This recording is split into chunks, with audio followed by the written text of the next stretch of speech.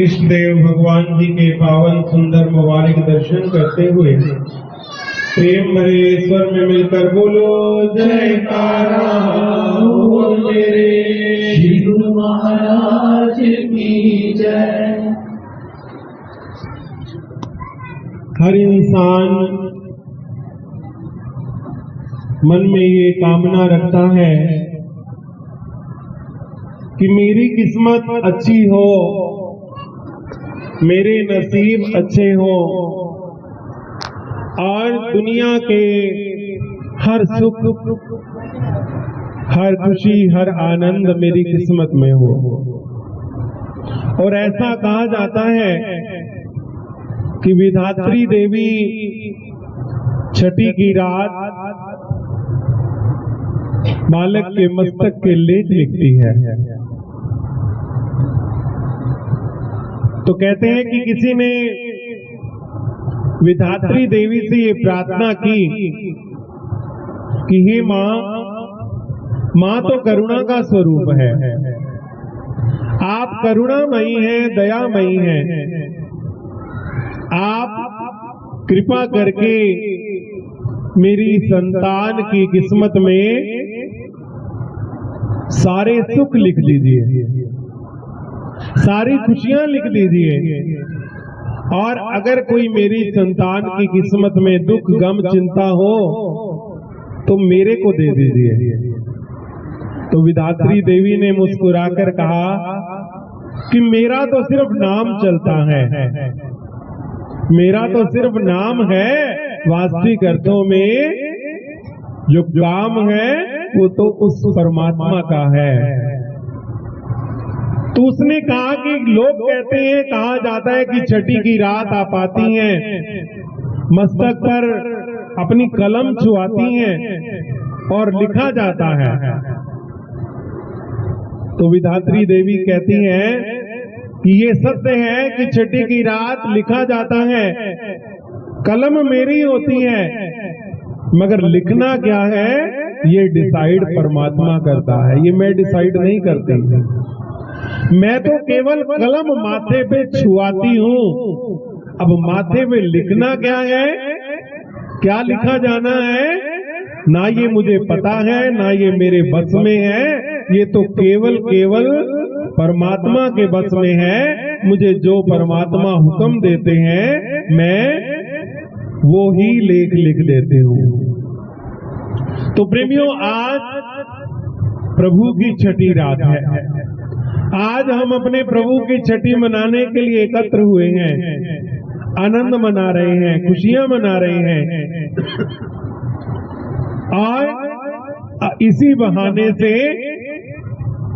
अपने कर्म लिख रहे हैं, क्योंकि ये मानुष जन्म ये करता भी है और भोगता भी है। ये इतना पावरफुल समय है कि इसमें हमारा अगला जीवन निर्धारित हो रहा है। इस समय में हम अपने पास्ट को तो भोग ही रहे हैं और फ्यूचर की भी तैयारी कर रहे हैं। अब फ्यूचर में हमें क्या चाहिए, फ्यूचर में हमें क्या मिलना है, ये डिपेंड करता है हमारे कर्मों पर। अगर सत्कर्म किए जाते हैं, शुभ कर्म किए जाते हैं, तो उसका फल शुभ के बदले शुभ, सत के बदले सत। अशुभ किए जाते हैं, असत कर्म किए जाते हैं, तो इस संसार की ये रीत है, जिना रहाए अक बबूले फल किथों चासन द्राक, एथे बीजन अगे पायण वेद सुनायण साथ। कि जो आक और बबूल का पौधा लगाता है उसे किशमिश नहीं मिल सकती। अगर हमें भी अपने जीवन में खुशियां चाहिए, आनंद चाहिए, तो हम भी कर्म करें, सत कर्म करें, शुभ कर्म करें, ऐसे कर्म करें जो कर्म हमें अच्छे लगते हैं, जो हमें आनंददायक लगते हैं, जो हमें सुखदायक लगते हैं वो कर्म करें। जब वो कर्म करेंगे तो उनके बदले में हमें फल भी सुखदायक ही मिलेगा। जब सुखदायक मिलेगा तो परमात्मा हमारे नसीब में दुख क्यों लिखेगा? परमात्मा हमारे नसीब में कष्ट क्यों लिखेगा? परेशानियां क्यों लिखेगा? वास्तविक अर्थों में अपने कर्म हम स्वयं ही लिखते हैं। अपनी किस्मत हम स्वयं निश्चित करते हैं। हमारे पास शक्ति है, हमारे पास ताकत है। कौन सी ताकत? हमारे श्वास, हमारी कर्म इंद्रियां जो कर्म करने के लिए मिली हैं। इन हाथों से जब सेवा होती है, दान पुण्य होता है, तो उसके बदले में आशीर्वाद मिलता है। और यही हाथ जब किसी को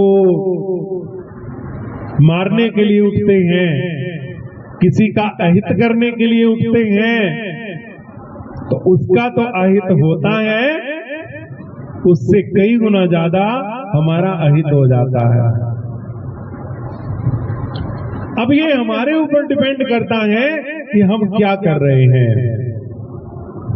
अगर सुख चाहिए तो सत्कर्म करें, शुभ कर्म करें, हर किसी के साथ अच्छा व्यवहार करें, हर किसी के साथ मधुर बोले, हर किसी के साथ प्रेम से बोले। प्रेमियों, भक्ति की ये निशानी है।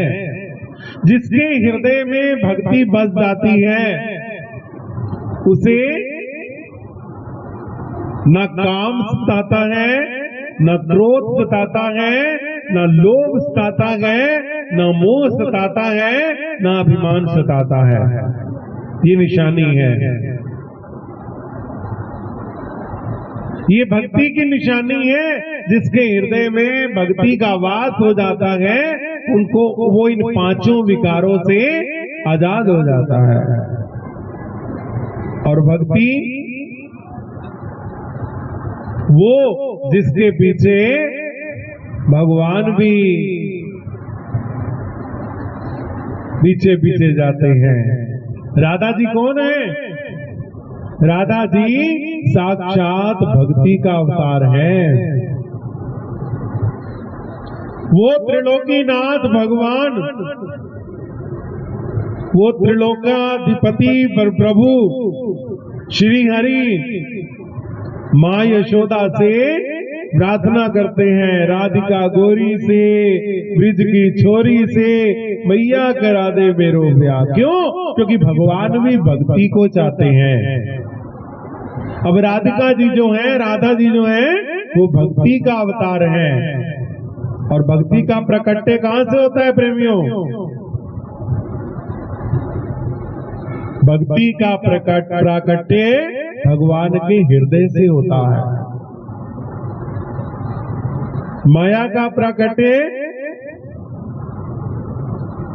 माया का प्रकट्य भगवान की भ्रुकुटी के विलास से है और भक्ति का प्रकट्य भगवान के हृदय से है। इसलिए जब भक्ति दिल में बस जाती है तो भगवान उसके पास सहज ही आ जाते हैं।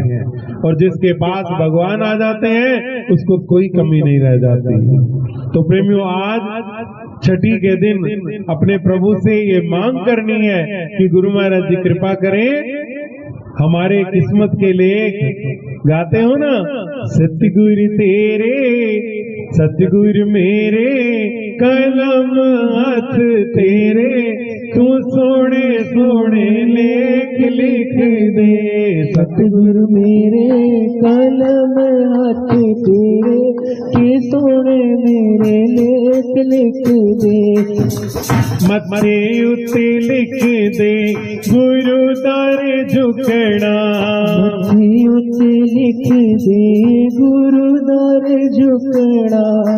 हो मथे उत्ते लिख दे गुरु दर झुकना, मथे उत्ते लिख दे गुरु दर झुकना।